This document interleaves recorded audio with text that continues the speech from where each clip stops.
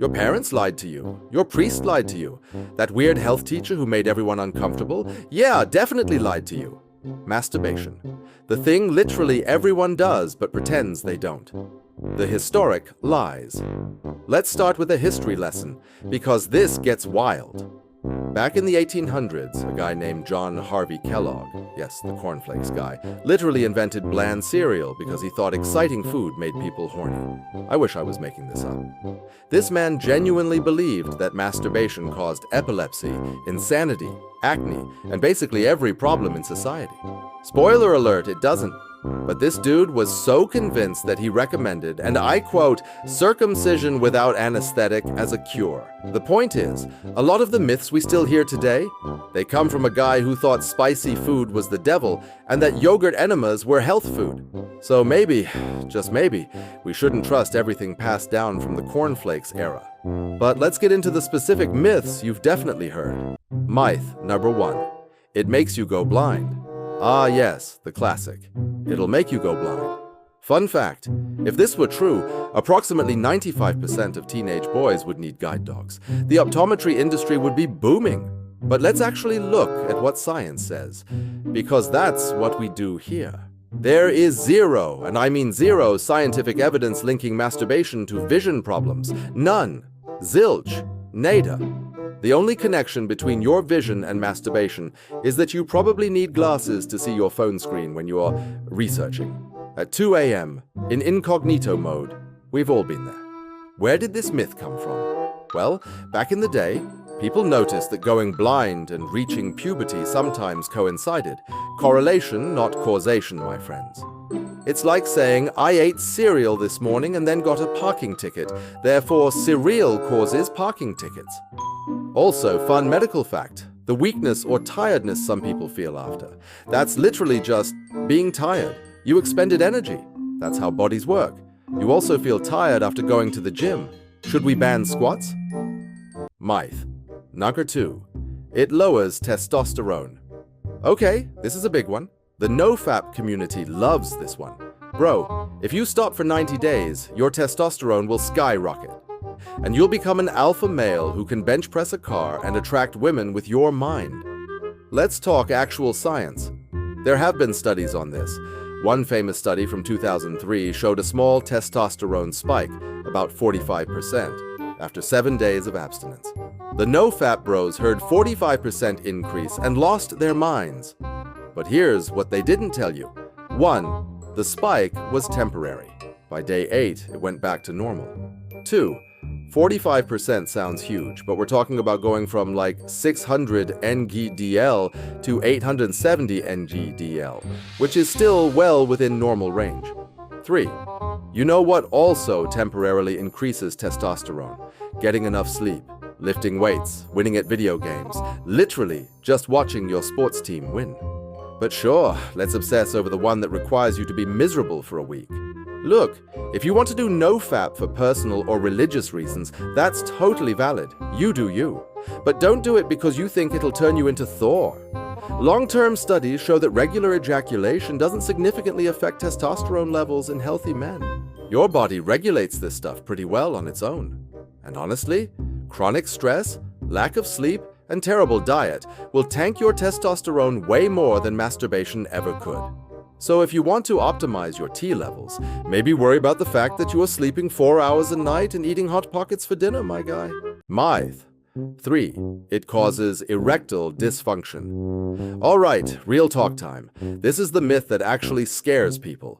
If I do it too much, will I not be able to perform when it matters? Short answer, no. Masturbation does not cause erectile dysfunction. Longer answer, it's complicated, and the internet has made it more complicated. Here's what we know from actual medical research. Masturbation itself, the physical act, does not damage anything. Your equipment is designed for this. Evolution wouldn't have made it feel good if it broke you.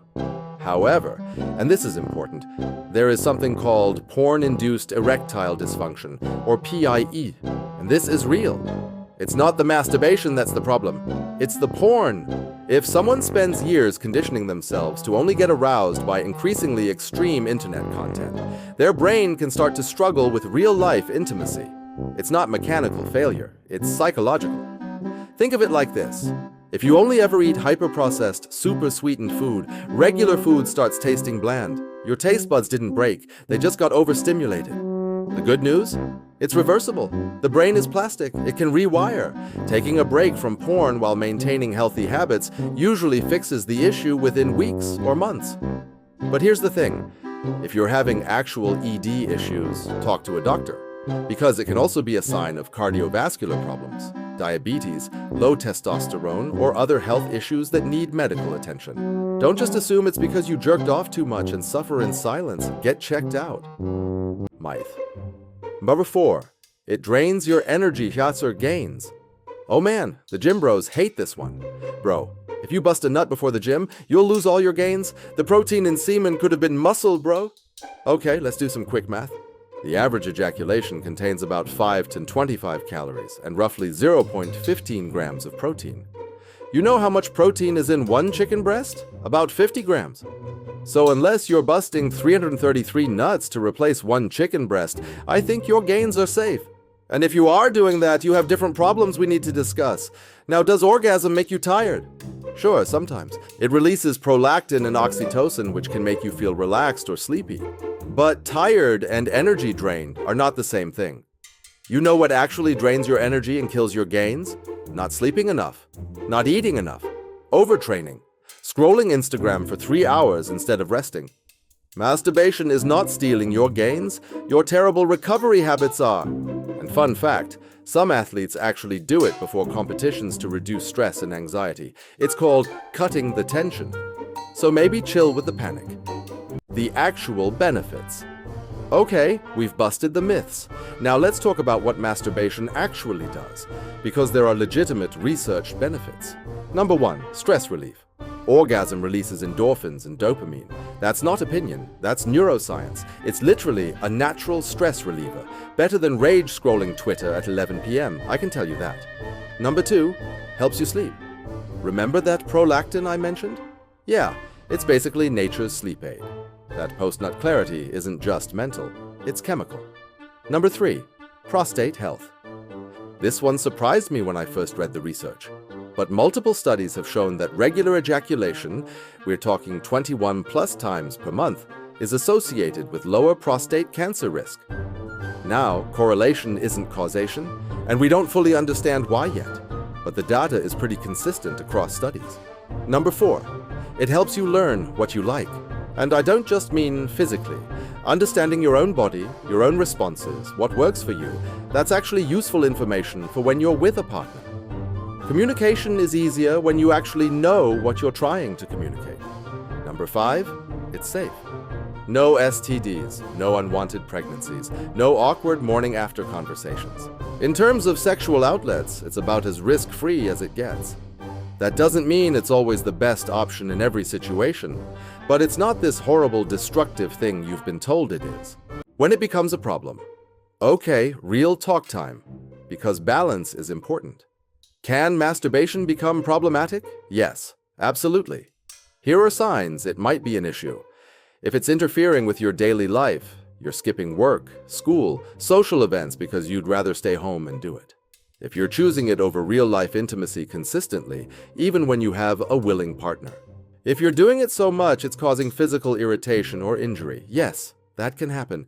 Use lube, people. If you can't fall asleep, can't focus, can't relax without doing it first, that's dependency. And if you're using porn in ways that make you uncomfortable, like spending hours you did not plan to, or seeking out content that doesn't align with your values, that might be worth examining. The thing is, addiction is a strong word, and the science on sex addiction is still debated. But compulsive behavior, that's real. If you feel like it's controlling you instead of you controlling it, that's worth addressing. And here's the thing. You don't have to hit rock bottom to decide you want to change a habit. If something isn't serving you, you're allowed to adjust it. Talk to a therapist, not because you're broken, but because they can help you understand what's driving the behavior. Most of the time, compulsive masturbation isn't about sex. It's about stress, anxiety, boredom, or loneliness.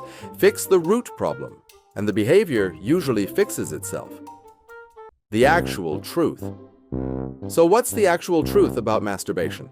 It's normal, like really normal. Studies show about 95% of men and 89% of women have done it at some point. Those numbers are probably higher. People lie on surveys.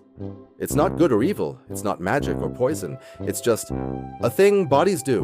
The real problem isn't masturbation. It's all the shame around it. People spend so much mental energy feeling guilty, hiding it, worrying about it, reading insane Reddit threads about whether doing it on Tuesdays affects their aura. Your aura is fine, bro. All that shame and anxiety, that's what's unhealthy, not the act itself. You know what's actually bad for your mental health. Carrying around guilt about a normal biological function, that will mess you up. So here's my advice. Stop overthinking it. Don't let it control your life, but also don't panic every time you do it like you've committed a crime. If it's not causing problems in your relationships, your work, your health, or your happiness, you're probably fine. And if it is causing problems, address those problems, not with shame, but with actual solutions. All right, that's it. We covered the myths, the facts, the benefits, and the potential problems. If you learned something today, or if this just made you feel less weird about being a normal human, hit that subscribe button. Real Bro Science is all about taking the questions you're too embarrassed to ask out loud and giving you actual evidence-based answers. No shame, no BS, just facts. Drop a comment if there's another myth you want me to tackle. And if you're about to write, but what about Reddit theory? Trust me, I've probably already researched it. Until then, stay curious, stay skeptical, and remember, trust the science, bro.